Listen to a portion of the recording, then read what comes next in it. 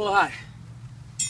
When you get your Solar Cities version of your Pusheen mold, that's the one that does 4, 6, or 10 cubic meter digesters for the same molds, you will have something that we call the conforming ring.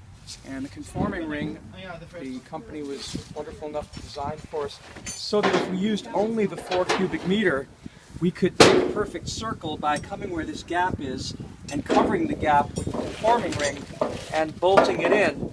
And then by the time that you when you tighten all these together, because this curvature is unviolent, then it would force this to conform.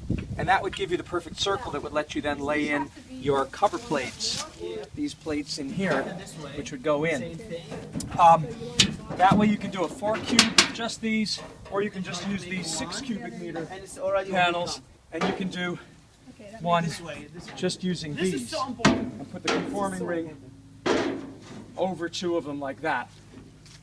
When you have a 4 and a 6 and you're making a 10, you don't need this. I mean, you're going to use this because it's part of the build, but originally this was welded onto here. It had a piece all the way for the whole thing, had the curvature, and you put these cover plates on there.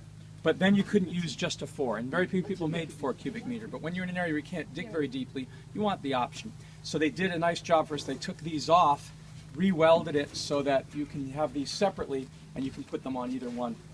And so that's what the conforming ring does. Now, when they come shipped, the conforming rings are in pieces, 16 conforming ring pieces, and there are 16 shoulder plate pieces. And we have to bolt these on.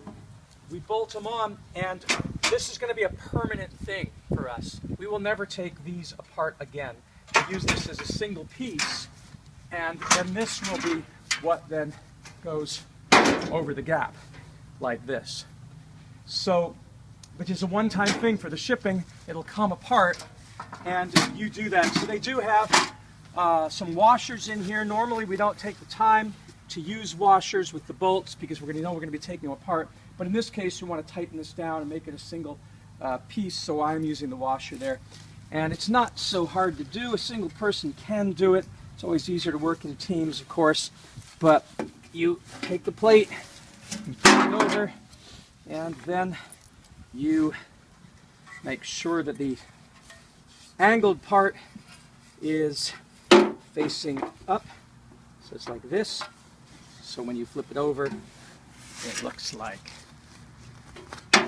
this kind of, oops, I'm the wrong way. There we go. I did have it right. So it's going to go like that, so that this is curved up like this.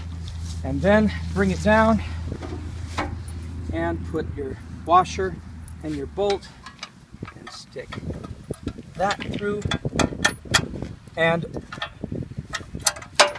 through here, put your other bolt, and then get your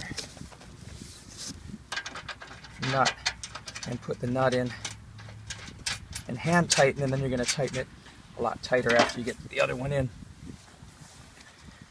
Don't go in this way, because if you do that, it's really hard to get in there to tighten the nut. So come in with the, I'm tighten the bolt, I mean the nut. So put the bolt in